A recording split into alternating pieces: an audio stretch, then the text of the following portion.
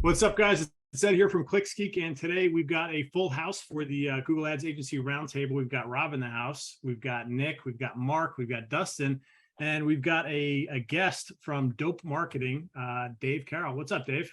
What up, guys? What's going on, everybody? How was everyone's week so far? Fantastic. It's good. It's good. I saw Nick was out speaking somewhere.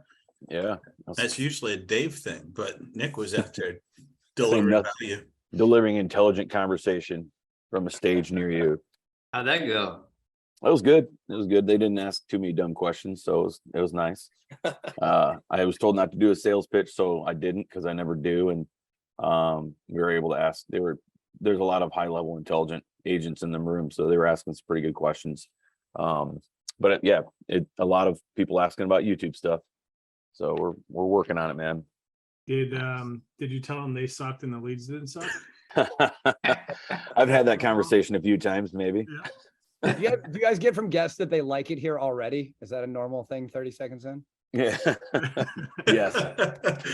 Yeah. So Dave, tell us a little bit about yourself. What do you do? What's your background? Yeah. So my name is Dave Carroll, founder of Dope Marketing. Dope Marketing does automated direct mail with no minimum order within 24 hours. Like most entrepreneurs, we saw a problem, we fixed it. My background, we're just starting to implement EOS into Dope. So I might get a little like regurgitated broken record here with some of that stuff because we just got out of like the three-day straight meeting. So I apologize if I come across as Mr. Traction on this call, but I'm a true visionary, like a real one. Like I start shit. I don't want to manage it. I don't want to count the beans. I don't want to do the day-to-day. I don't want to know anything about all of it. I like the idea side as opposed to the daily activity side. High level my background, right? Yeah, a little bit, little relation in the audience. My thing is I was an ex-knucklehead from when I was 21 to 25. I was actually in prison. I got out when I was 25.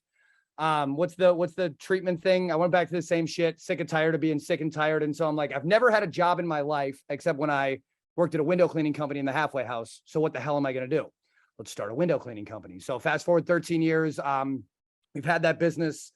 It's done 7 figures since the 6th year. And for any of you guys in home service agencies, guys here on the call, if you're in like roofing, solar, something like that, like a higher ticket, $1 million cleaning company is like a $10 million roofing or solar company to give you some relation or whatever. A lot of windows. A lot of window licking going on over at Lion Share Maintenance. And so I did that. I was in that business for about 6 years and I just knew it wasn't like my passion, my day-to-day running, doing whatever. Great business and solid. If you want to just have a great life and just do one thing, you could start a home service business. Like it's totally possible. Me, I like to complicate shit. So I started a software company trying to fix problems there. We still own the domain. The thing was called Proposal. And we got 400 users paying us $30 a month in like 120 days. I'm like, shit, this is easy. I'm great at this stuff. And then like within a year, we were in like 2 lawsuits, $700,000 later, tried to turn it into a CRM. That didn't work that great. Let's say it didn't turn out to be high level. Let's put it that way. So we start this thing and I see the collection of data.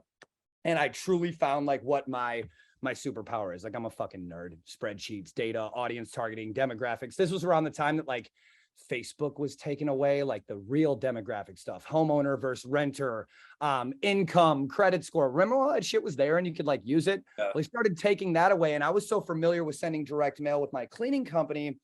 I saw that we could do like reverse appends and add like cell phone numbers to databases of like homeowners with $1 million house with a credit score of over 700 with a 4,000 square foot house for HVAC companies that have 2 units. So we start replacing audience targeting and putting that stuff into Facebook. Then offline events came out. Remember, they stopped showing the match rates on Facebook. You used to be able to upload an audience, be like, this is going to show to 72% of your audience. They took all that shit away. We tricked offline events. This is with my data company. And this one we got connected with some of like the big names. We were going to TNC every year. And like, what happened was we saw that you could take a list, upload it into offline events and trick the system, act like it was an offline event, but we were just seeing what the audience match rate was going to be because it said this percent of your audience is there. Well, it's not what converted. It's what would register on Facebook to show ads to. So we started, and just like best practices, right? Guys fucking around, clicking buttons, poking stuff, like whatever. And so the data company we got in front of, we didn't sell these accounts, but it was like Ashley Furniture, Nike, TiVo, UPAC. Many of you guys know Dennis Yu from Blitz Metrics. Yeah. Dennis introduced We us. all know Dennis. Yep. Yeah. Dennis introduced us to a bunch of these huge clients. This was like 5-6 years ago. And the data company was always just really like my fascinating thing. But in the back of my head, we're making a little dough. We're doing all right. And I'm just like, direct mail is still really fucking hard. Like it's really difficult. And we took some money and we started writing a front end where we were just going to use a fulfillment partner, like a Lob or a Postcard Mania or Got Print or whatever, and make the mail really easily, make their mail real easy. But all those places are still owned by print companies. And so we would like do the work and it wasn't standardized. The quality wasn't the same. The turnover wasn't the same. The paper, like all that nerdy shit. So I look at these printers and I'm like, these things are big computers with manuals that humans have read before that we can plug in and run and print shit from. So if you guys would have told me 3 years ago that I would own a print shop, I'd probably tell you you're fucking crazy. But fast forward 3 years, if I would go into the office today, it would be at our print shop. We wrote a piece of software where from the ground, it's not a white label, anything like that. But basically you can come in, buy a list, upload a list, connect your CRM, set up an automation. We have an open API. We're on Zapier. We have postcards, handwriting, then all the yard signs, door hangers, business cards, all that boring shit where, we just think there's a different way to do this stuff. And we really focus on the automation of the direct mail at no minimum order. Cause it's not like it's impossible. It's just like proprietary to us. We don't say that word at Dope Marketing. If you got a couple $1 million in 3 years of your life, you want your hairline to look like mine, like fucking go for it. This shit is, it's doable. I don't know if anyone wants to, but we got far ahead of enough of it where, you know, bless all the people that tried to invest and give us money. We bootstrapped the whole thing. We didn't take a penny.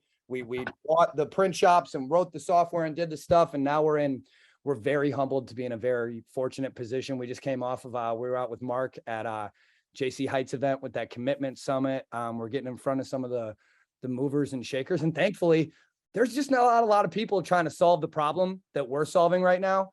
And we're just trying to provide value to businesses. You know, life is cross-channel marketing. I think Harvard Business School does that study where like 7 to 11 touches to get a consumer to remember a brand. Well, those touches have value, you know, a billboard versus a digital ad versus a Google click versus a YouTube view or whatever. And we feel very strongly that like direct mail, when put in the hands of the right people, it's not that spray and pray shit anymore. It's being able to send 10 handwritten notes or 100 postcards to the same neighborhood once a week for 4 weeks in a row with a trackable QR code that kind of can really dial in and complement other marketing. So DOPE, and I'll kind of land the plane here. DOPE stands for data on previous engagement. So our job is finding that data, finding a practical use case for it. So in the past like 3 months, we've been onboarding or working with, we actually have a waiting list now of like agencies that we're partnering with in specific verticals to kind of complement what they're doing with digital marketing and just take that, what they're not doing with traditional, and kind of plug them in together.